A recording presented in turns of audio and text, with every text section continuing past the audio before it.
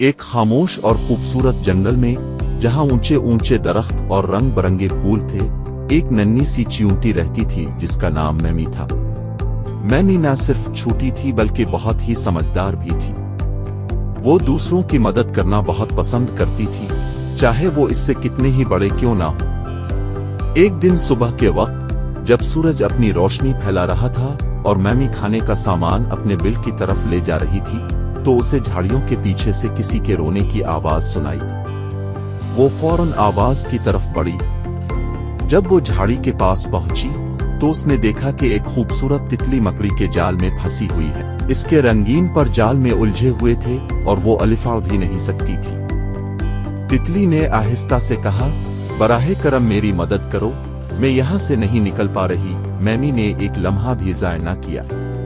वो फौरन अपने चींटी दोस्तों को बुलाने के लिए दौड़ी। चंद ही लम्हों में कई छोटी छोटी चींटियां वहां पहुंच गईं। सब ने मिलकर मकड़ी के जाल को धागा बा धागा काटना शुरू किया। ये काम आसान नहीं था, लेकिन मैमी और उसकी टीम हिम्मत नहीं हारी। बहुत कोशिशों के बाद आखिरकार तितली आजाद हो गई। उसने अपने पर हल्का सा हिलाया और मैमी की तरफ देखकर नम आंखों से मुस्कुराई। तुमने मेरी जान बचाई, मगर तुम तो इतनी छोटी हो, ये कैसे मुमकिन हुआ?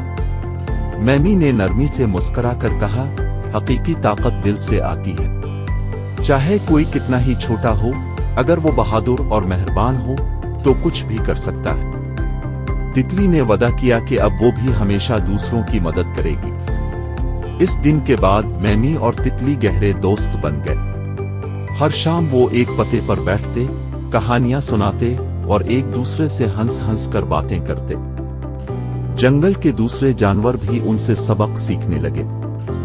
यूं जंगल में ये कहानी मशहूर हो गई कि एक बहादुर चींटी और शुक्रगुजार तितली ने कैसे सबको ये सिखाया कि नेकी कभी छोटी नहीं होती।